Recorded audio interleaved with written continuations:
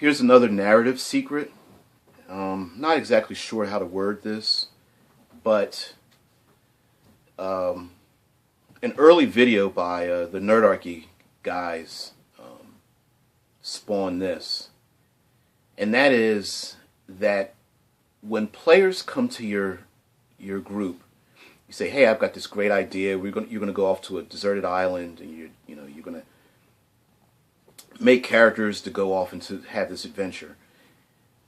Invariably, your players are going to create characters that are going to have specific set of stats and skills, and depending on what you've set up. So, for example, if you play a combat-heavy game, you want people to come with combat-heavy characters.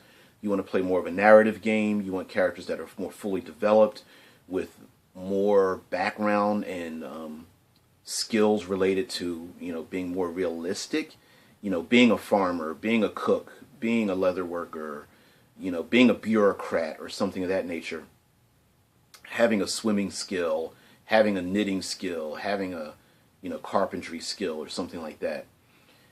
And invariably what ends up happening is that, and I think this is where a lot of power gaming came from, and some min-maxing, a lot of min-maxing has come from, is that you want your players, if they're going to create a fully developed character, in my narrative, it is now my job to ensure that they get to utilize as many of those aspects of their character as they can. And it can be impossible to do that in your first game. Impossible, right? You can't have a first game where everybody gets to use their knitting skill and their camping skill and their swimming skill and their diplomacy skill and their, it's just physically impossible. But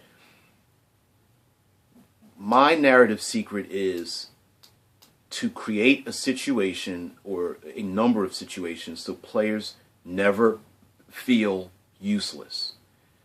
You don't want to create a situation where your players are like, I picked 10 skills and I only use 3 of them, ever.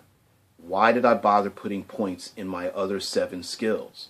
I could have just picked my sword skill, my dodge skill, and my backstab skill. Why did I bother picking disguise if I never get to disguise myself? Why did I bother picking a craft skill if I never get to craft anything? And that can be kind of hard, especially if you already have a storyline involved. Now, of course, up front you can say, hey, listen, guys, we're going to be on a deserted island. The fact that you created all these connections to the home village is not going to help if we're always going to be on a deserted island. So, of course, you need to have that social contract up front. We say, hey, listen, this is the kind of game we're going to run. This is the situation you're going to be in. Make characters appropriate for that situation. But after that, hey, if you allow that player to come into the game and the player's like, hey, listen, I wanted to make a fully developed character, so, I threw some background skills because he used to be a servant for this king, and so he's got a lot of these servant type skills. As a game master, I feel like I'm obligated to utilize all portions of their character as much as possible. I don't want to shoehorn it, but I never want players to never feel useless. I want them to be able to develop all those things. And it can be hard when you've got 3, 4, 5 players who all have their own agendas. They all have their own creative aspects. But that's where before play and after play, having some talks, finding out some further elements of their characters, finding out some backstory is definite. So this narrative secret isn't going to be very long. This one is just about, thanking your players. After your players create fully developed characters, my narrative secret is I thank them for doing that, and then in return, I set up situations where they can use those talents. They use those fully developed arcs of their character.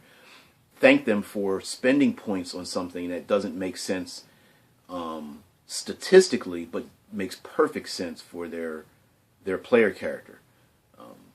Having a situation where, having elements in the game where the player character did not min-max their character. Hey, I have a 9 strength fighter because my character was always sick and weak as a child, but always wanted to pick up the sword after his brother died in a great battle, and now he wants to follow in his brother's path, but you know, he's kind of a sickly person.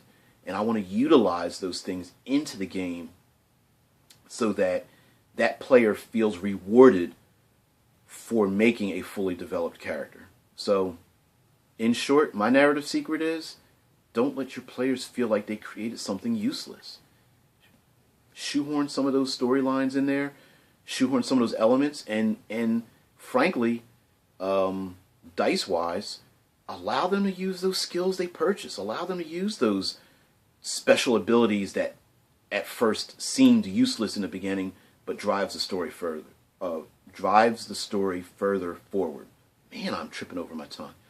So anyway, narrative secret, you know, never feel useless. DBJ, as always, create, don't destroy, and I am out.